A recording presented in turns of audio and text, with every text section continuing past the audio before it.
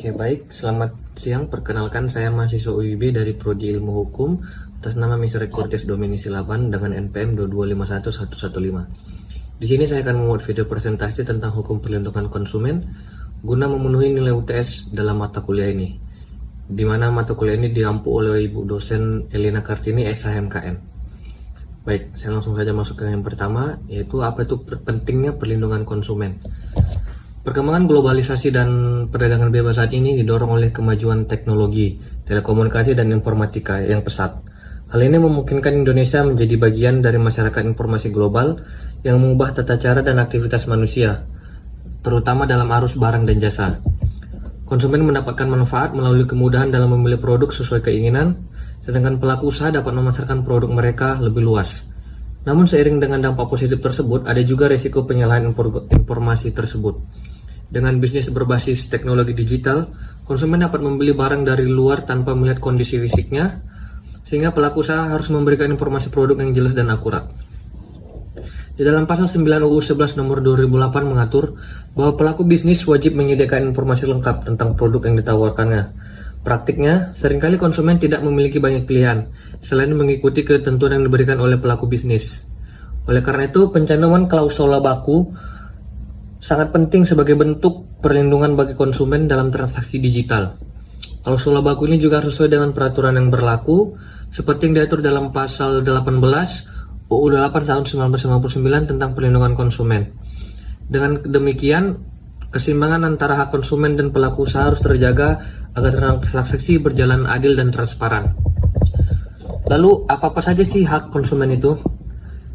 Dalam transaksi jual beli antara pelaku usaha dan konsumen, perlindungan hak dan kerahasiaan data pribadi sangat penting. Jaminan kerahasiaan ini diperlukan untuk menjaga keamanan dan kenyamanan kedua belah pihak, serta mencegah penyalahgunaan data pribadi dan jual beli data. Selain itu, pelaku usaha juga dilarang menyebarkan berita bohong yang merugikan konsumen. Oleh karena itu penting untuk memperhatikan hak konsumen sesuai dengan ketentuan perundang-undangan. Di dalam pasal 4 UU 8 tahun 1999 ada beberapa hak konsumen yang diatur. Yang pertama, hak atas kenyamanan, keamanan, dan keselamatan dalam mengkonsumsi barang dan atau jasa. Yang kedua, hak untuk memilih barang dan atau jasa serta mendapatkan barang atau jasa tersebut sesuai dengan nilai tukar dan kondisi serta jaminan yang dijanjikan. Yang ketiga, hak atas informasi yang benar, jelas, dan jujur mengenai kondisi dan jaminan barang atau jasa. Yang keempat, hak untuk didengar pendapat dan keluhannya atas barang atau jasa yang digunakan. Yang kelima, hak untuk mendapatkan advokasi, perlindungan, dan upaya penyelesaian sengketa perlindungan konsumen secara patut. Yang keenam, hak untuk mendapat pembinaan dan pendidikan konsumen. Yang ketujuh, hak untuk diberlakukan atau dilayani secara benar dan jujur dan tidak diskriminatif. Lalu yang kedelapan, yaitu hak untuk mendapatkan kompensasi, ganti rugi, atau penggantian apabila barang atau jasa yang diterima tidak sesuai dengan perjanjian atau tidak sebagaimana mestinya. Yang ke-9, hak yang diatur dalam ketentuan peraturan perundang-undangan.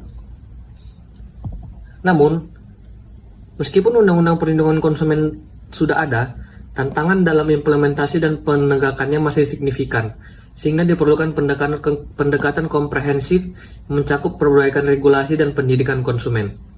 Yang pertama, yaitu dari kesadaran dan pendidikan. Banyak konsumen masih kurang menyadari hak-hak mereka dan cara mendapatkan ganti rugi.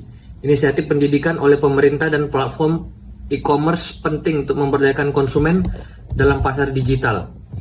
Lalu yang kedua, ada reformasi digital, reformasi regulasi, yaitu di mana diperlukan adaptasi regulasi yang terus-menerus untuk menghadapi tantangan baru dalam e-commerce. Rekomendasi termasuk memperbarui Undang-Undang Perlindungan Konsumen dan menyelaraskan regulasi di negara ASEAN untuk efektivitas yang lebih baik. Lalu yang ketiga, kolaborasi dan penegakan hukum. Kerjasama antara pemerintah, platform e-commerce, dan organisasi konsumen sangat penting untuk penegakan hukum yang efektif. Memperkuat mekanisme seperti penyelesaian sengketa online dapat meningkatkan kepercayaan konsumen. Lalu yang keempat, solusi teknologi. Teknologi seperti blockchain untuk ketertelusuran produk dan sistem pembayaran aman dapat meningkatkan perlindungan konsumen dengan mengurangi risiko penipuan dan pemalsuan. Saya mengambil contoh di era digital yang berkembang pesat, platform media sosial telah menjadi pusat aktivitas bagi jutaan pengguna di seluruh dunia. Selain berbagi foto, video, dan berinteraksi dengan teman-teman, pengguna kini juga dapat berbelanja melalui daring melalui platform e-commerce yang terintegrasi dengan media sosial. Salah satunya fenomena yang terbaru saat ini adalah TikTok Shop. TikTok yang awalnya itu hanya dikenal sebagai platform berbagai video pendek, telah berevolusi menjadi platform e-commerce yang kuat, yang memungkinkan pengguna untuk langsung membeli produk melalui aplikasi tersebut. Ketika media sosial dan e-commerce terintegrasi erat, ada potensi konsumen menjadi bingung atau tertipu oleh penawaran yang tidak jelas. Dalam beberapa kasus, influencer atau pengguna TikTok dengan banyak pengikut dapat mempromosikan produk tanpa memberikan informasi yang memadai tentang kualitas atau keaslian produk tersebut. Konsumen yang kurang waspada dapat tergoda untuk membeli produk berdasarkan promosi ini tanpa menyadari resiko yang terkait. Selain itu, ada masalah perlindungan data konsumen. TikTok sebagai platform media sosial memiliki akses ke banyak data pribadi pengguna mereka, yang dimana ketika data ini terhubung dengan aktivitas berbelanja di TikTok Shop, ada potensi penyalahgunaan data pribadi, termasuk penggunaan data untuk mengarahkan iklan yang tidak diinginkan atau bahkan dapat menjadi sebuah penipuan. Lalu, menurut saya, saran dari saya, perlindungan konsumen berbasis teknologi digital sangat urgent diatur guna kepastian hukumnya. Kondisi ini disebabkan karena peraturan perundang-undangan yang ada belum mengatur secara tegas hal tersebut. Menurut saya juga perkembangan teknologi digital yang semakin canggih serta kebutuhan konsumen yang semakin tinggi dipandang perlu pengaturan lebih tegas terhadap pelaku usaha dan juga khususnya terhadap konsumen. Dan dengan demikian, menurut saya pembuat legislasi perlu memasukkan terkait perlindungan konsumen berbasis teknologi digital dalam prolegnas, meningkatkan literasi digital dan keamanan cyber bagi konsumen dan pelaku bisnis, yang mencakup edukasi tentang praktik keamanan online dan perlindungan data pribadinya sendiri. Lalu menurut saya penting juga bagi pemerintah untuk memperbarui dan menegakkan regulasi yang relevan, seperti Undang-Undang Perlindungan Konsumen, Undang-Undang Informasi dan Transaksi Elektronik, agar tetap sesuai dengan perkembangan teknologi. Peningkatan infrastruktur dan aksesibilitas, khususnya di daerah terpencil, akan memfasilitasi partisipasi UMKM yang lebih luas dalam ekonomi digital. Baik, mungkin sekian saja yang dapat saya presentasikan dalam tugas ini. Untuk kurang dan lebihnya saya mohon maaf. Sekian dan terima kasih.